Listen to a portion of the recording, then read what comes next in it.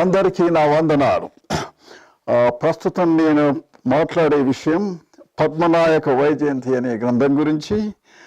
ఈ గ్రంథం శ్రీ కోటగిరి వెంకట నరసింహ సత్యనారాయణరావు అనేవారు 1994లో ప్రప్రథమంగా ప్రచురించడం జరిగింది. అంతకుముందే 1982లో వారొక గ్రంథం పద్మనాయక చరిత్రగా వ్రాయటం జరిగింది. ఆ గ్రంథాన్ని నేను 1990లో చదివే అవకాశం కలిగింది. వారు సేకరించినటువంటి విషయాలు చాలా అరుదుగా అవుపడతాయి. But when I read those, I was impressed with the information he gathered. And this is mostly about the Velma community. And so I wrote a letter to him appreciating the scholarly job he did. అయితే అప్పుడు నాకు ఆయన సంతోషంగా జవాబు రాయడం జరిగింది. అందులో నేను హైదరాబాద్ వచ్చినప్పుడు కలుద్దామని అన్నారు వారు. సో 1992లో నేను ఇక్కడికి రావడం జరిగింది. మేమిద్దరం హైదరాబాద్లో కలుసుకున్నాము. అప్పుడు నాకు తన దగ్గర ఉన్నటువంటి అన్ని ప్రతులు, మ్యానుస్క్రిప్ట్స్ అండ్ కొత్త కొత్త విషయాలు ఈ వెలమ ప్రభువులకు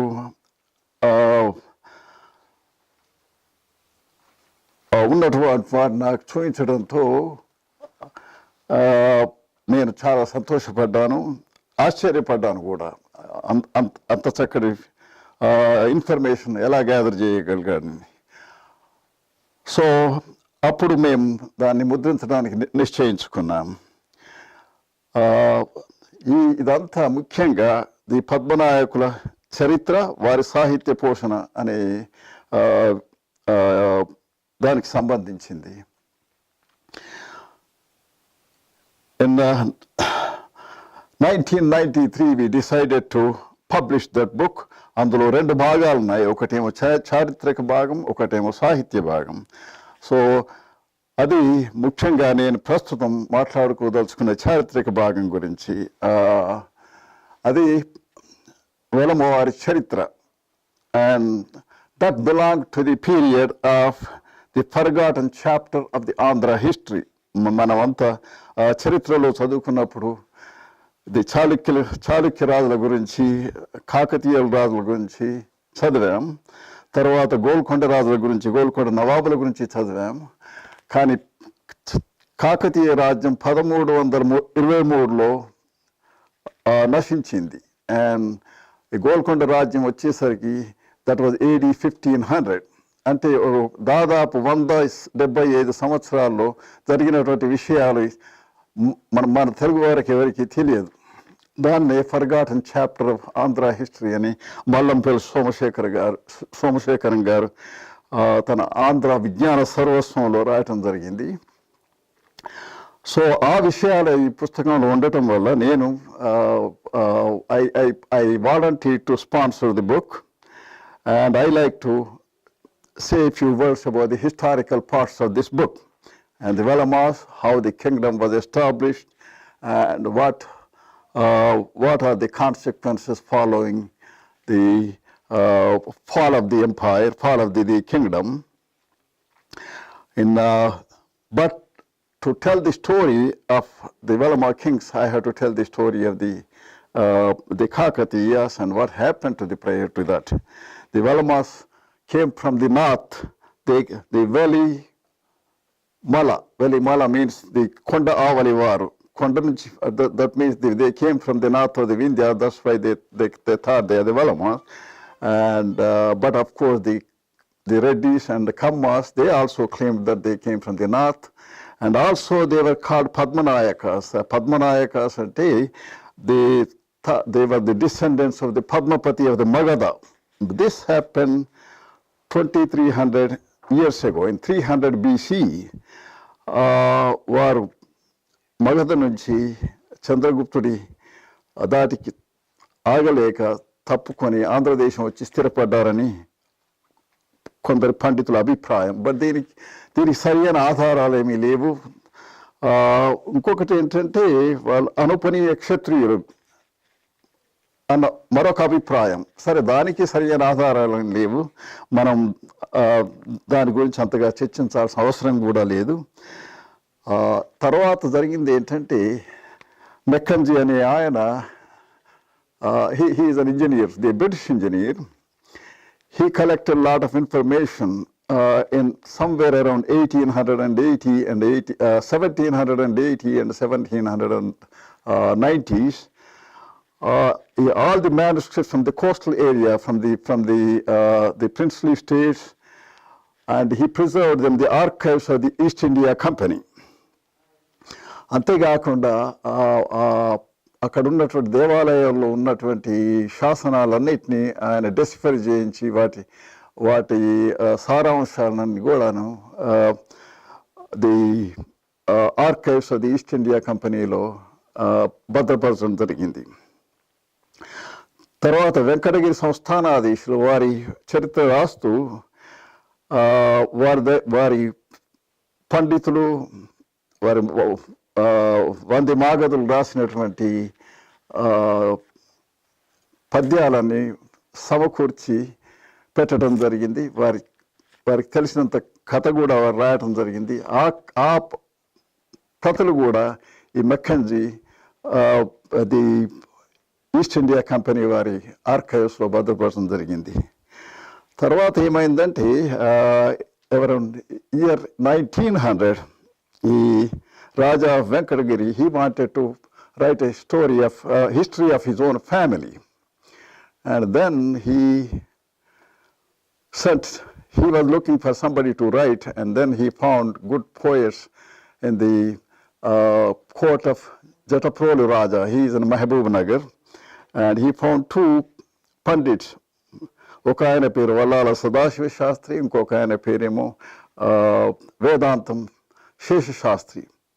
వాళ్ళు ఆ రోజుల్లో చాలా పేరు పొందినటువంటి పండితులు. వారికి సరి అయిన సముదాయం కలిగించి రాచకొండ కోటకు, దేవరకొండ కోటకు వాళ్ళని పంపించి అక్కడ ఉన్నటువంటి శాసనాలన్నింటినీ డెసిఫర్ చేయించాల్సి వచ్చింది. అండ్ అక్కడి నుంచి ఆయన ఆ ఇద్దరిని ఐనవోలు అండ్ శ్రీకూర్మం అనే ప్రదేశాలకు పంపించి అక్కడ కూడా ఉన్నటువంటి శాసనాలని డెసిఫర్ చేయించాడు. తర్వాత ఆ ఇద్దరిని మద్రాసుకు పంపించాడు. మెక్కంజీ కైఫియతులు, మెక్కంజీ రాసినటువంటి మ్యానుస్క్రిప్ట్స్ను కూడా వాళ్ళంతా చదివి ఆ చరిత్ర రాయడానికి పూనుకున్నారు. ఆ విధంగా వెలుగోటి వారి వంశావళి అనే వెలుగోటి వారి వంశ చరిత్ర అనే పుస్తకం 1990లో ప్రచురించబడింది. దానివల్ల మనకు ఆ మధ్యన ఉన్నటువంటి చరిత్ర అవగాహన అయ్యింది. సరే, ఈ వెల్మ వారి గురించి ఇంకా చెప్పాలంటే వాళ్ళ బిరుదులు, ఆయన మెక్కంజీ గారు